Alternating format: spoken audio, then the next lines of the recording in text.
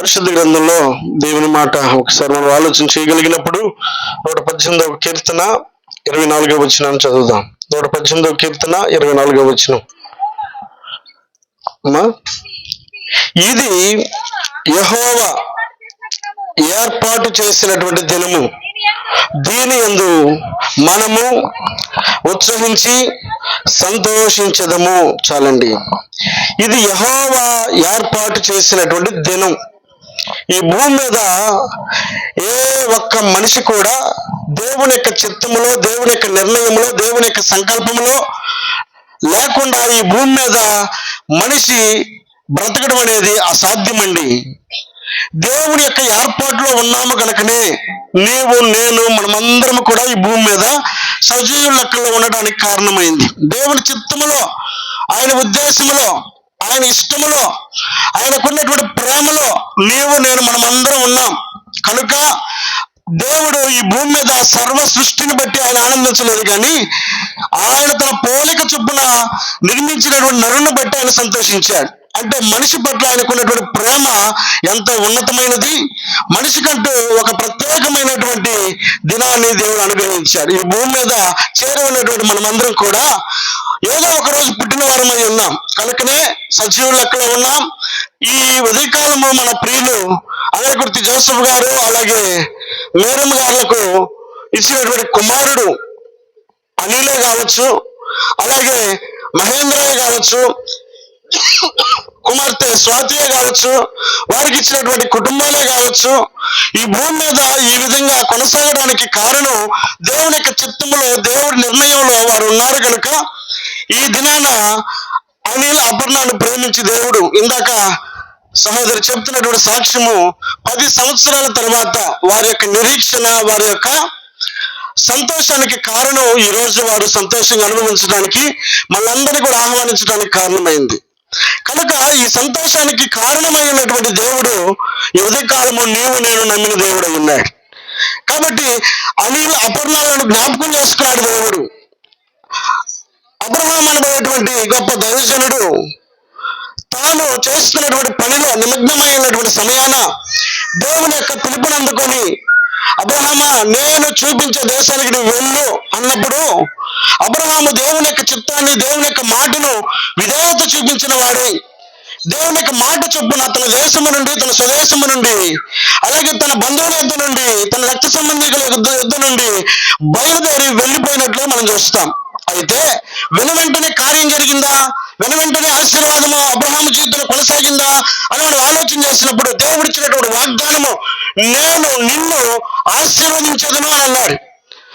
అంటే ఆశీర్వదించాలన్నటువంటి దేవుని యొక్క చిత్తము, దేవుని యొక్క నిర్ణయం నెరవేరడానికి 25 సంవత్సరాల యొక్క నిరీక్షణ అబ్రహాముకు ఎదురైందండి. ఆ నిరీక్షణలో అబ్రహాము ఎక్కడ కూడా తన విశ్వాసమును వెనకడుగు వేసిన వాడు కాదు.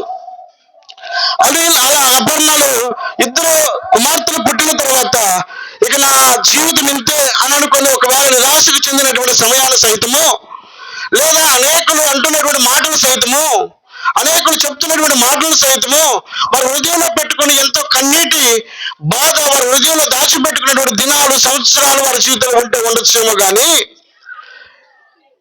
ఒకవేళ తాతగా జోసెఫ్ గారికి, అయ్యో నా కుమారుడు పుడితే బాగుండని చెప్పిన ఆశ ఈ రోజుల్లో ఒకరి ముద్దు, ఇద్దరు వద్దు, లేదా ఇద్దరుంటే చాలే అని అనుకునేటువంటి దినాల్లో మనుషులు వారి జీవితాలను గడుపుతూ ఉన్నారు. అయితే వారు అనుకునేటువంటి ఆశలు, ఆలోచనలు తగినట్లుగా ఇద్దరు పాపలు మొదలు పుట్టారు. ఇక చాలు జీవితాలు అనుకుని ఆగోసుకొని, ఇక మాకు స్వాస్థ్యమైనటువంటి కుమారుడు మాకు ఇక లేడన్నటువంటి నిరుత్సాహము వారి జీవితంలో ఉన్నటువంటి సమయం అయి ఉండొచ్చేమో. కానీ దేవుని యొక్క ప్రణాళికలో అనిల్ చేస్తున్నటువంటి పరిచర్య కావచ్చు దేవుని యొక్క సన్నిధిలో, అలాగే వారి తల్లిదండ్రులు చేస్తున్న పరిచర్య కావచ్చు, వారి భార్య చేస్తున్న పరిచర్య కావచ్చు, దేవుడు ఎన్నడూ కూడా నమ్మినటువంటి బిడ్డలు విడిచిపెట్టేవాడు కాదండి. ఆయన తన బిడ్డలను తలగా ఉంచుతాడు కానీ తోకగా ఉంచడు. ఆయన నిలబెట్టేటువంటి దేవుడు, ఆయన గొప్ప చేసేటువంటి దేవుడు, ఆయన గణపరిచేటువంటి దేవుడు. నన్ను గణపరిచే వారిని నేను గణపరుస్తానన్నాడు. గణపరుస్తాననేటువంటి దేవుణ్ణి వారు ప్రేమించారు కనుక, వారు గణపరచడానికి ఇష్టపడ్డారు కనుక, కష్టమైన, శ్రమైన, బాధైన, పరిస్థితులు, ప్రతికూలత వారి జీవితంలో ఎదురైన మాటలు, వారి జీవితంలో వారికి ఎదురవుతున్నటువంటి ప్రతి మాట వారికి బాధలు కలిగించేటువంటి స్థితిలోనైనా సైతము వారు ఎన్నడూ కూడా దేవుని విడిచిపెట్టినటువంటి వారు కారు. కనుక ఆయన నమ్మేటువంటి బిడ్డలు ఆయన విడిచిపెట్టేవాడు కాదు. నమ్మటం నీ వల్ల అయితే సమస్తము సాధ్యమే. ఇక వృద్ధాప్యంలో ఉన్నటువంటి అబ్రహాము సైతము జ్ఞాపకం చేసుకుని 25 సంవత్సరాల తర్వాత వాగ్దానమును స్థిరపరిచినటువంటి దేవుడు అబ్రహాముకు తోడై ఉంటే, విశ్వాసంలో తండ్రిగా పిలువబడినట్టు అబ్రహామును ఆదర్శంగా ముందు పెట్టుకుని అడుగు వేస్తున్నటువంటి నిన్ను నన్ను దేవుడు మనం విడిచిపెడతాడా? విడిచిపెట్టడు కదా. కాబట్టి అనిల్ అపర్ణాల జీవితంలో గొప్ప కార్యాన్ని దేవుడు చేశాడండి. వాక్య సెలవిస్తున్నటువంటి మాట ఏమిటంటే, ఇది యెహోవా ఏర్పాటు చేసినటువంటి దినం. ఈ భూమి మీదకి అనిల్ అపర్ణాలు సంతోషించేటువంటి దినాన్ని దేవుడు అనుగ్రహించాడు. ఇది కేవలం యెహోవా ఏర్పాటు చేసినటువంటి దినం మాత్రమే. మనుషుల యొక్క సంతోషం కాదు, మనుషుల యొక్క ఆనందం వల్ల కలిగినటువంటి సంతోషం ఇది కాదండి. ఇది కేవలం దేవుడు చేసిన కార్యమే వారి జీవితంలో సంతోషానికి కారణమైంది. కాబట్టి అలాంటి సంతోషంలో దేవుడు ఈ ఉదయకాలము నీతో నాతో మనందరితో జ్ఞాపకం చేస్తున్నటువంటి ఒక చక్కటి మాట ఏమిటనంటే, వాక్య సెలవిస్తా ఉంది. ఆ 2వ అధ్యాయము ప్రసంగి రాసిన గ్రంథంలో 24వ వచనం 25వ వచనం. ప్రసంగి గ్రంథము 24:25. అన్నపానములు ఆ పుచ్చుకొనుట కంటెను తన కష్టార్జితము చేత నరునికి మేలు కరమైనది ఏదియూ లేదు. ఇదియు దేవుని వలన కలుగునని నేను తెలుసుకుంటుని. చాలండి. ఇదిగో అన్నపానములు పుచ్చుకొనుట కంటేను తన కష్టార్జితము చేత సుఖపడుట కంటేను నరునికి మేలుకరమైనది ఏదియూ లేదు. ఈ భూమి మీద బ్రతికి మనిషి చెల్లించగలుగుతూ ఉన్నాడంటే ఈ భూమి మీద పండుతున్న ఆహారం తప్పక తినాల్సిందే. తినండి అని చెప్పని బిగబట్టుకొని కూర్చుంటే ఇక ఉన్న ప్రాణం కూడా ఎగిరిపోద్దండి. అంటే ఈ భూమి మీద ఉన్నాం కనుక, కొంతకాలం బతకాలన్న ఆశ మనకు ఉంది కనుక, ఈ భూమి మీద పండుతున్నటువంటి ఆహారము తినాల్సినటువంటి అవసరత మనకి ఎంతైనా ఉంది. చాలా మంది మనుషులు ఈ ఒక మాట అంటారు పెద్దలు, 1,00,00,000 విద్యలు 1,00,00,000 కోసం అంట. దేనికోసం? ఎంత తెలివిగా మనం ప్రవర్తించి ఈ భూమి మీద కొనసాగుతూ ఉన్నామనంటే, మనం ఈ భూమి మీద బ్రతకడానికి తప్ప ఇంకేదేనికోసమైనా ఉందా? లేదు కదా. కాబట్టి ధనవంతుడు కూడా అనుకున్నాడు, మొత్తం సంపాదించుకొని నా ప్రాణమా తిను తాగు అంటే, తినే అవసరత ప్రతి మనిషికి ఉంది. ఈ భూమి మీద సజీవ లెక్కలో ఉన్నటువంటి మనందరికీ కూడా తినాల్సినటువంటి బాధ్యత మన మీద ఉందండి. తింటేనే బ్రతకగలుగుతాం. అందుకే వాక్యం సెలవిస్తున్నటువంటి మాట ఏమిటంటే, అన్నపానములు పుచ్చుకున్నట కంటేను తన కష్టార్జితము చేత సుఖపడుట కంటేను నరునికి మేలైనది ఏదియూ లేదు. కాబట్టి అదే సంతోషం. ఈ భూమి మీద బ్రతకాలి అని అంటే, ఇదిగో గర్భఫలము యెహోవా అనుగ్రహించే బహుమానము. ఆ బహుమానము ఎదిగి పెద్దవాలి అని అంటే తప్పక ఆహారము అవసరం. బ్రతకడానికి ఎదుగుదలకు కారణం ఆహారం అవసరం. మంచిదే. ఈ ఆహారము ఈ ఉదయకాలము ఈ కుటుంబంలో ఆ తన చిన్నబిడ్డ అయినటువంటి ఐజాక్కి అన్నము ముట్టించడానికి నిన్ను నన్ను మళ్ళందరినీ కూడా దైవ సేవకులందరినీ కూడా ఆహ్వానించడం జరిగిందండి. అంటే ఒక కార్యము, నూతన కార్యము వారి జీవితంలో ప్రారంభం అవబోతా ఉంది. ఐజాక్ జీవితంలో నూతన కార్యం ప్రారంభం అవబోతా ఉంది. ఇక నేను చిన్నపిల్లని కాదు, నాకు కూడా ఆకలి అవుతుందని చెప్పానని ఐజాక్ తెలియపరచకనే మనం కూడా తెలుసుకునేటువంటి దినాన్ని ఈ దినం దేవుడు మనకు అనుగ్రహించి ఉన్నాడు. దేవునికి మహిమ కలుగును గాక. హల్లెలూయా.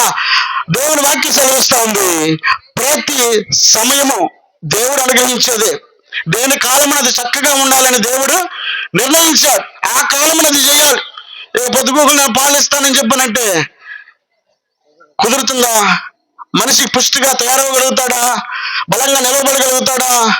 కాదు కదా. కొంతకాలం మటుకే పాలు అనేవి అవసరమవుతాయి. ఆ తదుపరి మనిషి యొక్క ఎదుగుదలకు ఆహారం ఎంతో అవసరం. కాబట్టి ఆ ఆహారము ముట్టించడానికి, ప్రారంభించడానికి మనమందరం కూడా సమకూర్చబడి ఉన్నాం.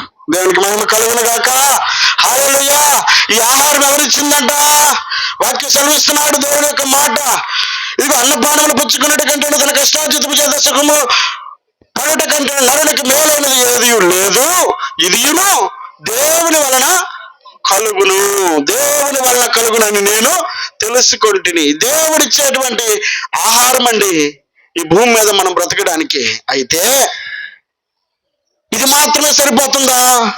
సరే, శుభ్రంగా తిన్నాము, తినటువంటి మనం ఇంకెంతటితో కాలాన్ని ముగిద్దామని చెప్పనంటే దేవుడు అంటాడు వెర్రాడా అని అంటాడండి.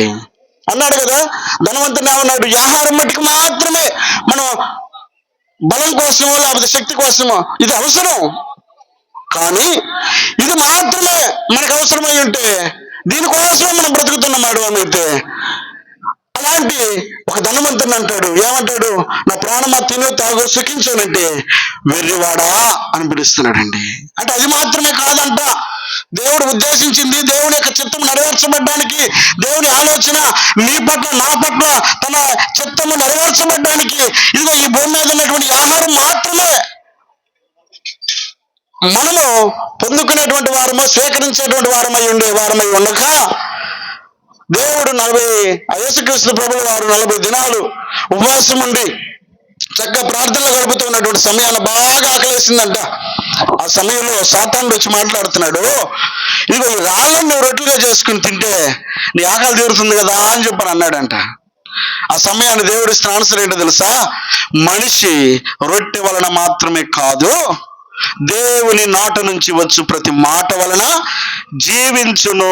మనం జీవించడానికి, మనం బ్రతకడానికి ఈ భూమి మీద ఉన్నటువంటి ఆహారం మాత్రమే ప్రధానమైంది కాదు, మనం భూమి మీద బ్రతకడానికి దేవుని యొక్క వాక్యము కూడా కారణమైంది. దేవునికి మహిమ కలుగును గాక. హల్లెలూయా. కాబట్టి వాక్యం సెలవిస్తున్నటువంటి ఒక చక్కటి మాట హెబ్రీయులకు రాసినటువంటి పత్రిక 5వ అధ్యాయం 12వ వచనం. హెబ్రీయులకు రాసిన పత్రిక 5వ అధ్యాయం 12వ వచనం.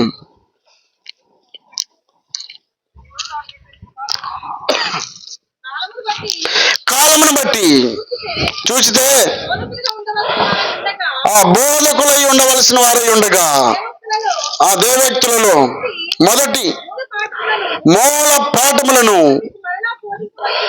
మరలా మీకు బోధింపవలసి వచ్చును. ఆ పాలు త్రాగవలసి వచ్చిన వారే గాని బలమైన ఆహారము తినగలగవారు కారు. మరియు పాలు త్రాగు ప్రతివాడును శిశువే గనుక నీతి వాక్య విషయంలో అనుభవం లేని వాడనై ఉన్నాడు. వయసు వచ్చిన వారు అభ్యాసము చేత మేలు కీడులను వివేచించుటకు సాధకము చేయబడిన జ్ఞానేంద్రియములు కలిగి ఉన్నారు కనుక బలమైన ఆహారము వారికే తగును. చాలండి. ఈ భూమి మీద ఉండగా పాలు మాత్రమే త్రాగేవారు ఉండకూడదంట. ఏ పాలు? ఈ భూమి మీద ఉండగా మూలపాఠముల వైపే ఇక ఎప్పుడు అది చేయకూడదు, ఇది చేయకూడదు, ఇది చేయకూడదు, అది చేయకూడదు చెప్పించుకునే వారమై ఉండకూడదంట. మనం కూడా నలుగురు చెప్పే వారమై ఉండాలి, ఆత్మీయంగా ఎదిగిన వారమై ఉండాలి, నలుగురికి సాక్షార్థమై కొనసాగేటువంటి వారమై ఉండాలి. దేవుడిచ్చినటువంటి నీకు నాకు మనందరికి ఇచ్చిన రక్షణ ఏదైతే ఉందో దాన్ని కాపాడుకుంటూ అనేకులకు మాదిరికరంగా ఉండాలి. ఇంకా చెప్పించుకునేటువంటి స్థాయిలో మనం ఉంటే ఇంకా పాలు తాగుతున్నటువంటి వారితో సమానమై ఉంటాం. కాబట్టి మనము ఇంకనూ మూలపాఠముల వైపు తిరిగే వారమై ఉండక మనము కూడా బలమైనటువంటి ఆహారము తీసుకునే వారమై ఉండాలి. దేవుని వాక్యము నిన్ను బలపరుస్తుంది, దేవుని వాక్యము నిన్ను సరిచేస్తుంది, దేవుని వాక్యము నిన్ను క్రమమైనటువంటి మార్గంలోకి నడిపిస్తుంది. ఏది చేయాలో ఏది చేయకూడదో, ఏది మేలో ఏది కీడో, ఏది అవసరమో ఏది అనవసరమో దేవుని వాక్యము మాత్రమే మనం సరిచేయగలుగుతుంది. ఎవరొస్తున్న దేవుని చేత తమ నడతను శుద్ధిపరచుకుందరు దేవుని వాక్యము చేతనే కదా అని అంటాడు భక్తుడండి. కాబట్టి ఈ భూమి మీద ఉన్నటువంటి ప్రతి మనిషికి కూడా నువ్వు ఎదిగావని చెప్పడానికి కారణం ఏంటి? ఆ ఎదిగావన్న దానికి సాదృశ్యము నీ వాక్యము నీలో పనిచేస్తా ఉంటే తప్పక నువ్వు ఆత్మీయంగా ఎదిగినటువంటి వ్యక్తిగా మలసపడతావు. ఇదిగో అపర్ణాలను దేవుడు ప్రేమించి ఇచ్చినటువంటి బాబును చక్కగా పెంచడానికి వీరు ఇప్పుడు పాలు తాగేవారే ఉండకూడదు. వీళ్ళు ఆ బాలుడు ఇప్పటి వరకు పాలు తాగక మానుకోవడానికి ఇష్టపడుతున్నాడు, ఆ తదుపరి ఆహారం తినాలని ఆశపడుతున్నాడు. అయితే ఆత్మీయంగా అనిల్, అపర్ణాలు ఇరువురు కూడా ఆహారం తినేటువంటి వారు అనేక సాక్షార్థమై వారికి పుట్టినటువంటి బిడ్డకు వారు దీవెనకరంగా, ఆశీర్వాదకరంగా, అలాగే మాదిరికరంగా కొనసాగాల్సినటువంటి బాధ్యత మన మీద ఉందండి. మనం ఏం చేస్తాం? తప్పక బిడ్డ గమనిస్తూ ఉంటాడు, చూస్తూ ఉంటాడు. మనం ఏది మాట్లాడుతున్నామో, ఎలా ఉంటున్నామో, ఎలా ప్రవర్తిస్తున్నామో సమస్తాన్ని చూసి బిడ్డ కూడా నేర్చుకోవడానికి అవకాశం ఉంటుంది. బాలు నడవలసిన త్రోవను వారికి నేర్పము, పెద్దవాడైన తర్వాత వాడు దాని నుండి తొలగిపోడంట. చిన్నప్పుడు అనిల్కి అక్క నేర్పినటువంటి పాఠం అయి ఉండొచ్చు. ఇప్పుడు దేవుళ్ళు నేటి వరకు కూడా, ఇందాక పీటర్ అని చెప్తున్నాడే, ఏమని? ఆ కుటుంబం అంతా కూడా దేవుడి సన్నిధిలో ఉందని చెప్పానని. అంటే ఎవరో ఒకరు మాదిరికరంగా ఉంటే తప్ప కుటుంబంలో అందరూ కూడా ఆ మార్గాన్ని అనుసరించడం సాధ్యం కాదండి. ఆ మాదిరికరమైనటువంటి జీవితాన్ని నీలో, నాలో మళ్ళందరినీ చూడాలనుకుంటున్నాడు. ఇంకా మనము బలమైనటువంటి ఆహారమును తీసుకునే వారమై ఉండాలని దేవుని వాక్యం సెలవిస్తూ ఉంది. అయితే దేవుని వాక్యంలో, పరిశుద్ధ గ్రంథంలో యోహాను రాసిన సువార్త 6:51 ఒక మాట జ్ఞాపకం చేసుకుందాం. యోహాను రాసిన సువార్త 6:51, పరలోకము నుండి దిగి వచ్చిన జీవాహారము నేనే, ఎవడైనను ఈ ఆహారము భుజించుతూనే వాడు ఎల్లప్పుడూ జీవించును, మరియు నేనిచ్చు ఆహారము లోకమునకు జీవము కొరకునైన నా శరీరమే అని మీతో నిశ్చయముగా చెప్పుచున్నాను. దేవుడిచ్చేటువంటి ఆహారము, దేవుడిస్తున్నటువంటి ఆహారము నిన్ను నన్ను శాశ్వతంగా జీవింపజేసేది. ఇది ఒక పూట తింటే మరో పూటకి మనం నిరసపడిపోతామేమో ఈ ఆహారం తింటే.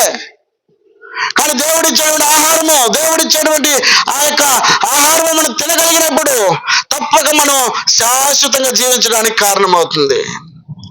ఆయన ఇచ్చే ఆహారము ఆయన శరీరమే. కాబట్టి ఈ భూమి మీద ఉండగా, ఈ భూమి మీద ఉన్నటువంటి ఆహారం కొరకైన మాత్రమే మన ప్రయాస అయి ఉండకూడదు. పరలోకమునకు చేరాలన్నటువంటి తపన కలిగినటువంటి ఆహారం కూడా మనం భుజించాల్సిన బాధ్యత మనందరి మీద ఉందండి. ఎందుకంటే ఆయన పోలికలో చేర్చుకున్నాడు, ఆయన పోలికలో మనం నిర్మించాడు. మరి ఆయన దగ్గర ఉండకుండా మనం ఎక్కడో చోట ఉంటామంటే అది కుదరదు. ఎక్కడ ఉండాలి? ఇప్పుడు బిడ్డలందరూ కూడా ఎక్కడ చేరారు? జోసఫ్ గారి యొక్క సంతానం అంతా కూడా ఎక్కడ చేరారు? మా ఇంటికి వచ్చారా? ఏదో అట్టు వచ్చారు, పోయారు. కానీ శాశ్వతంగా ఎక్కడ ఉంటున్నారు? వాళ్ళ ఇంట్లో ఉంటున్నారు. అంటే కారణం ఏంది? మా ఇల్లు ఇది అంటే ఆ ఇల్లు ఉందన్నటువంటి అవగాహన మనము కలిగి ఉండగలిగితే ఆ ఇంటికి చేరాలన్న తపన ఉంటుంది. ఈ భూమి మీద ఉన్నటువంటి నీవు, నేను, మనమందరం కూడా పరలోకములకు చేరాలని దేవుని యొక్క చిత్తం అండి. పరలోకం యొక్క ఆహారం భుజించాలని దేవుని యొక్క ఉద్దేశం. ఈ భూమి మీద ఉండగా ఈ భూమి మీద ఉన్న ఆహారం కొరకైనటువంటి తపన మాత్రమే నువ్వు కలిగి ఉండి దాన్ని మాత్రం భుజించిన వ్యక్తులు అయితే దేవుడు అంటాడు, వెర్రివాడా అని పిలుస్తాడండి. లేదు, పరలోకం కొరకైనటువంటి నిరీక్షణ కలిగి ఈ భూమి మీద దేవుడిచ్చేటువంటి ఆ జీవాహారమును, దేవుని వాక్యమును నువ్వు గనక అంగీకరించి దాన్ని గనక నీ మదిలోకి చేర్చుకోగలిగితే, అంత మాత్రమే కాదు, ఆయన ఇచ్చినటువంటి రక్షణను నువ్వు అనుభవించి ఆయన యొక్క జీవాహారం నువ్వు కనుక తీసుకోగలిగితే ఇక అంతకంటేటువంటి ధన్యత ఏది లేదు. ఆయన ఇచ్చినటువంటి ఆహారం తీసుకున్నటువంటి నిన్ను దేవుడు చేసిన గొప్ప కార్యం ఏంటంటే, అంటాడు కదా వాక్య సెలవిస్తున్నటువంటి మాట, నేనే దిగి వచ్చినటువంటి జీవాహారం, పరలోకం నుండి దిగి వచ్చిన జీవాహారము నేను. ఎవరైనా ఈ ఆహారము భుజించితే వాడు ఎల్లప్పుడూ జీవించును, ఎల్లప్పుడూ జీవించును. ఇక శాశ్వతంగా నివసించేటువంటి వ్యక్తిగా దేవుడు మారుస్తాడు.